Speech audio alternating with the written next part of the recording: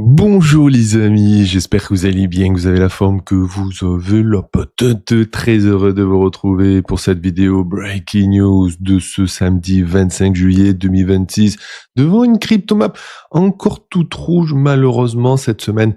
Ça n'a pas été joli du tout. Et Bitcoin qui a un petit peu sous-performé les altcoins ces derniers jours. Par lundi où il a commencé dans le vert toute la semaine, ça a été assez correctif. Alors ce matin sur le canal VIP qu'en étude, je vous résume un petit peu tout ça. Il y a des structures pas jolies, clairement. On a baissé, c'est en train de faire des contracting ou des regular flat.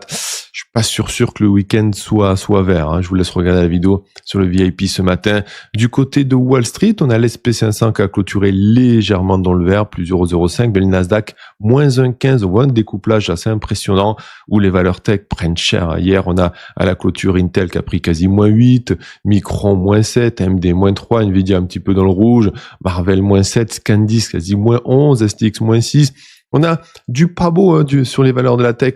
Ça a été les montagnes russes cette semaine, avec des journées entre moins 5, moins 10, des journées plus 5, plus 10. Et finalement, la semaine termine vraiment pas jolie pour ce petit Nasdaq. Alors, faut savoir que hier, les futurs ont fini aussi dans le rouge. Le baril a un petit peu corrigé, quasi moins 4% pour le Brent. C'est plutôt une bonne news, mais bon, ça suffit pas clairement. Donc là, Wall Street un petit peu dans la panique. Les cryptos aussi, le Crypto Fear Index redescend dans le 27. On n'est pas dans l'extrême peur, mais pas très loin. Au niveau des ETF, ça a été aussi un peu vendeur. On a terminé vendredi avec 240 millions de ventes des ETF Bitcoin, jeudi 225 millions. C'est dommage parce qu'on avait commencé la semaine avec des chiffres assez jolis. Lundi, plus 226, mardi, plus 203, mercredi, plus 69. Et finalement, avec jeudi, vendredi, ça annule en gros ce qu'on a eu lundi, mardi. On a une semaine où on n'a quasi rien fait du tout. C'est vraiment dommage. Les ETF Ethereum un peu plus positif, juste vendredi, ça a terminé hier à moins 70 millions de ventes, puis le reste de la semaine était plutôt joli, donc les IF terminent dans le vert pour Ethereum, pour les ETF. Pour les ETF ici, Solana, malheureusement, zéro, pas d'achat. Pour les ETF XRP, pareil, zéro achat. Et pour les hype, une petite vente hier de moins 6,90 millions. Bon, c'est rien du tout. Une petite overview de la map. Alors, on a ce matin Bitcoin ici qui dessine, je vais mettre en blanc, c'est mieux, qui dessine, attention, un petit canal, un contracting. Ça, c'est pas les structures très bullish. Lorsqu'on a une impulsion suivie d'une petite correction, souvent, ça a plus de probabilité de corriger. C'est pour ça que ce week-end, on pourrait être un petit peu rouge. Hein. L'SP500 qui a corrigé aussi avec, c'était un peu les montagnes russes, hein, un coup de haut, un coup de bas. Voilà, il a fini dans le statu quo. Le Brent toujours dans sa remontada comme le WTI, le dollar qui pousse, les rendements qui poussent, même si on baissé un petit peu, ils ont passé les 4,7%. Ça met des grosses pressions sur les marchés. Le gold et l'argent après avoir un petit peu monté, on finit hier un petit peu dans le correctif. Bon, le tableau est pas très beau, clairement en ce moment. Au niveau macroéconomie, donc, je vous montre un petit peu rapidement les choses importantes qu'on va avoir. La semaine prochaine, mercredi, on aura la décision de la Banque centrale américaine concernant les taux. Alors, on s'attend tous à un statu quo, une stabilité sur les taux. Par contre, la conférence de presse à 20h30 de Kevin Warsh, président de la Fed, là, va être hyper importante. À savoir, qu'est-ce qu'ils envisagent pour après? Est-ce qu'ils sont plutôt en faveur d'une hausse de taux ou pas? Sachant que le marché est en train de presser doucement 2 hausses de taux. Une hausse de taux pour la rentrée septembre et une deuxième pour décembre. Et vous voyez, les probabilités d'avoir une hausse de taux pour le 29 aussi, la semaine prochaine, montent légèrement. Alors, il y a un tiers de probabilité d'avoir une hausse de taux. Mais par contre, pour les deux hausses de taux de l'année, je pense que ça anticipe. Hein, c'est pour ça que les marchés sont en train de baisser légèrement. On aura l'inflation pour les États-Unis qui sortira le lendemain, le jeudi. Alors, c'est bête que ça sort le lendemain de la décision de la Banque centrale, mais bon, c'est comme ça. Donc, la semaine prochaine, entre mercredi, le discours de la Banque centrale et la décision, et jeudi, l'inflation qui va sortir, et aussi les dépenses des ménages, les revenus des ménages, le PIB et tout, ça risque de swinger. Il y aura aussi la décision de la Banque centrale japonaise concernant les taux vendredi prochain. Donc, vendredi, ça va être chaud patate, hein, ça va être chaud. Et au niveau des earnings, alors je vous montrerai ça demain, mais la semaine prochaine, on a les monstres qui montent leur bilan. On a du Apple, on a du GAFAM de partout, vous allez voir, ça sera chaud. La semaine prochaine, c'est une grosse semaine. Hein. Donc hier soir, on a eu Verizon, American Express et puis d'autres qui ont montré leur bilan. Alors, les bilans étaient un peu mitigés. American Express un petit peu dans le rouge, qui a perdu moins 4%. Verizon, pareil, un peu dans le rouge. Bon, après le reste, ça a passé à peu près rien de gros. Mais la semaine prochaine, ça va swinger. Donc Wall Street, qui a clôturé un petit peu dans le rouge hier, sont un peu dans la panique, hein, parce que les semi-conducteurs, ça prend vraiment cher. Mais bon, on le savait, on en parlait ces derniers mois. tout ce qui est IA, semi-conducteurs, ça avait explosé un petit peu du n'importe quoi, comme une petite altcoin saison, mais du côté de l'IA et des semi-conducteurs. Et au bout d'un moment, ça dégonfle. Hein. On a ici Angelo Kurfafas du cabinet d'Edward Jones qui nous dit: les marchés se sont montrés sensibles à l'actualité géopolitique, mais dans le même temps, on a observé de nombreuses réactions excessives dans les deux sens. Le marché pétrolier, lui, qui a passé les $100, a montré des signes un petit peu inquiétants. Bon, un Brent qui repasse les 100, ça monte toutes les pressions inflationnistes, ça monte les probabilités de hausse de taux de la Fed, ça monte le baril, ça fait monter tout, donc ça a reculé hier un petit peu. Mais bon, le 10 ans américain qui a passé les 4,7%, ça a un petit peu refroidi beaucoup de gens. Hein. Donc entre ça et les actions IA qui ont pris cher, comme Intel qui a montré des chiffres dépassant les attentes et même des perspectives de hausse pour les prochains trimestres, il pris -8. Donc les investisseurs là sont en mode on s'en fiche des bilans que montent les entreprises, même s'ils sont bons, on vend. Hein. On a John Belton ici du cabinet Gabelli Fund qui nous dit que la correction du secteur tech revêt de multiples facettes, mais elle coïncide globalement avec un marché pris au dépourvu par la recrudescence du conflit entre l'Iran et le Moyen-Orient au cours des dernières semaines. En gros, est-ce que sans le conflit Hormuz, on aurait eu une correction sur le Nasdaq? Je pense que oui, quand même. C'est juste que le conflit Hormuz amplifie la correction parce que ça fait exploser le baril à la hausse qui dépasse les $100. Et donc, ça donne encore plus envie aux investisseurs de vendre, hein, parce que ça commence à pricer des hausses de taux. Et les hausses de taux, on les price en vendant les actifs à risque. Hein. Bon. C'est comme ça. Et donc, il nous dit aussi, John, que les mouvements ont été plus saccadés qu'unidirectionnels. C'est un peu n'importe quoi. Un peu les montagnes russes, hein. Des journées vertes à +5, +10, des journées rouges, -1, -10. Comme je vous dis, c'est un peu hallucinant quand même. Les altcoins, c'est dans la bourse en ce moment. C'est pas dans la crypto, hein. Ils sont plutôt calmes dans la crypto, mais bon. On a les investisseurs, donc, l'IA qui s'inquiètent, en gros, trop de dépenses, comme Google et Tesla qui ont corrigé fortement. Ils ont montré un bon bilan, rapporté du pognon, mais les dépenses ont été supérieures à ce que ils ont engrangé comme argent, et donc boum, ils ont pris cher Google et Tesla. Donc maintenant, en fait, les investisseurs veulent qu'ils arrêtent de dépenser et qu'ils veulent du retour sur investissement, tout simplement. C'est normal, hein, quand vous êtes très exposé à une entreprise qui continue les dépenses, vous êtes là, tu fais attendez, faudra peut-être attendre voir si ça rapporte, parce que si ça rapporte pas, vous faites comment là, ouais, bon. Donc c'est pour ça que c'est assez inquiétant tout ça.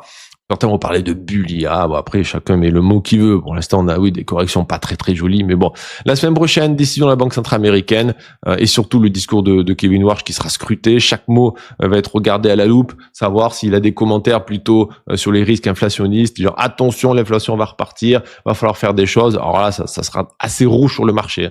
Donc, mercredi soir, ça va swinguer. Au niveau de notre petite Bitcoin, il a chuté hier encore. On est passé sous la barre des $64 000.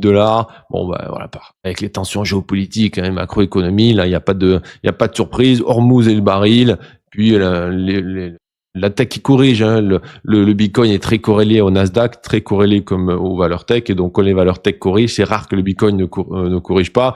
On a la société courtage Mosaic à cette compagnie qui nous dit la hausse des rendements des bons du trésor américain était un facteur clé de la vague de vente. Alors tout est lié, c'est un engrenage. Hein. Quand le baril explose à la hausse, ça fait monter les rendements. Normal, hein, parce qu'on s'attend à des hausses de taux, ça vend des bons du trésor, et donc tout ça, c'est tout est lié, c'est un engrenage géant, hein, la finance mondiale, hein, un petit engrenage qui bouge de l'autre côté de la planète, ça fait bouger tout le monde. Hein, le petit détroit d'Ormuz avec seulement 20% de transit de pétrole, ça met à mal toutes les entreprises du monde. Donc, les entreprises, en tout cas, les banques centrales, parce que ça fait pousser l'inflation, alors que c'était un petit détroit, comme quoi. Bon. Et ils nous disent aussi, des mouvements massifs sont en cours sur l'ensemble de la courbe des taux, malgré un rapport sur l'inflation à la consommation plus faible que prévu. En gros, c'est vraiment dommage, parce que ces dernières semaines, on a eu des chiffres inflationnistes qui ont commencé à dégonfler, soit PCE, CPI, PPI, tout dégonflé d'une manière assez brutale, et malheureusement, boum, avec le baril qui explose à la hausse, on se retrouve que les anticipations de pression qui repart à la hausse passent par-dessus le fait qu'elles ont baissé, quoi. Donc en gros, voyant des chiffres baissants, on était content au début, mais voyant le baril monter, les gens se disent laisse tomber, ça va repartir à la hausse, ça va pas être beau. Le 2 américain qui a tapé les 4,31%, ça montre que les investisseurs price des rendements bien plus hauts. Donc c'est pour ça que c'est pas très très joli. Bon, donc le marché s'attend que la semaine prochaine il n'y ait pas de hausse de taux. Par contre, on s'attend à 2 hausses de taux d'ici la fin de l'année, et c'est ça, je pense, que le marché price. Après, on a le trader crypto-monnaie qu'il a ici. qui nous dit qu'il y a une équipe de protection contre les crashs actifs chez Binance. Voilà, il nous dit que le consortium, le cartel Binance, comme certains l'appellent, ont mis des gros ordres d'achat entre les 57 800 jusqu'au à peu près 50 000, tu vois, 48 000, et que ça soutient. Alors, il y a des écoles pour ça. Alors, c'est marrant, le cartel Binance, beaucoup de gens en parlent, bon, qui font la pluie le beau temps parce qu'ils ont des milliards de dollars à disposition. Ils peuvent mettre des ordres en bas pour deux solutions. La première, c'est pour pas que ça aille, parce que les autres baleines, ils disent si on vend, ben Binance il va tout racheter, ils veulent pas. Donc des fois il y a des ordres en bas juste de dissuasion, si vous voulez, comme ici, il y avait des ordres de dissuasion la première fois qu'on est allé aux 58 000 et on n'est pas allé les prendre. Hein. Donc là c'est la même chose. Et la deuxième, c'est que bon bah ils s'attendent à que le marché va tomber, ils vont aider un petit peu le marché à pousser vers le bas pour recharger plus bas. Bon. On verra bien, clairement. Je ferai l'analyse monthly. Je sais pas si je la fais aujourd'hui, la semaine prochaine. Je verrai si j'ai le temps. Et le weekly, en tout cas, demain, dimanche, comme d'habitude. Hein. Et pour finir, des petites news on-chain ici qui nous viennent de CryptoQuant. Il y a quand même des signes assez positifs. On a la rentabilité du Bitcoin s'améliore. L'offre en bénéfice approche les 60%. On était aux 50% il y a quelques temps. Donc c'est CryptoQuant ici qui nous dit que l'offre de Bitcoin a rebondi au-dessus de la barre des 50%. Rappelez-vous, j'en parlais la semaine dernière, on avait 50% de l'offre de Bitcoin qui était en perte. Bon, 50% profit, c'est pareil. Et là maintenant, ça remonte un petit peu plus. Donc on a quasi 58% de l'offre de Bitcoin qui est revenue en gain. C'est une bonne news. En gros, ça a acheté le dip et quand la dernière fois qu'on est retombé aux 58 000 et comme le Bitcoin est remonté, bon, il y a un peu plus de long term holder. Alors on parle de ceux qui ont du Bitcoin depuis plus d'1 an, hein, qui sont redevenus légèrement en profit pour la majorité.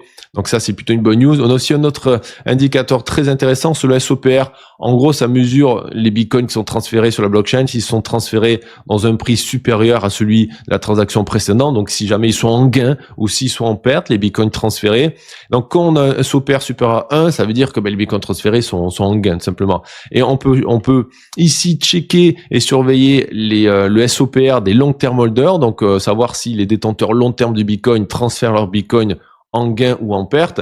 Et là, ça commence à monter légèrement. On a un prix moyen sur les 30 derniers jours, c'est ce qu'on regarde, parce qu'on regarde pas ça au prix au jour le jour, parce qu'au jour le jour, ça aussi trop.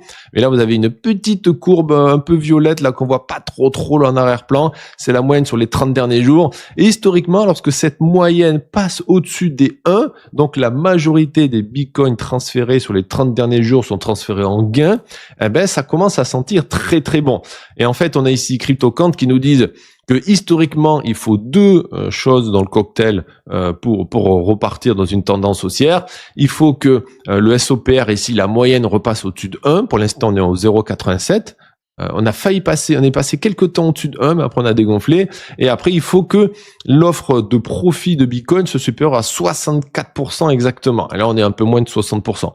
Donc, bull run, reprise to the moon, pas encore, mais peut-être ça peut y aller. Après, vu la tête du marché en ce moment, bon, faudrait vraiment qu'il y ait des bonnes news côté Hormuz pour que le baril tombe et que, en fait, tout va dépendre de ça. Tout va dépendre du baril et va dépendre de la probabilité des investisseurs à pricer des hausses de taux, des baisses de taux. Si on price des hausses de taux, que le baril continue à monter, on oublie totalement la relance de Bitcoin. Si le baril retombe tout d'un coup et qu'on commence à ne plus pricer de hausse de taux, les marchés vont repartir à la hausse, clairement.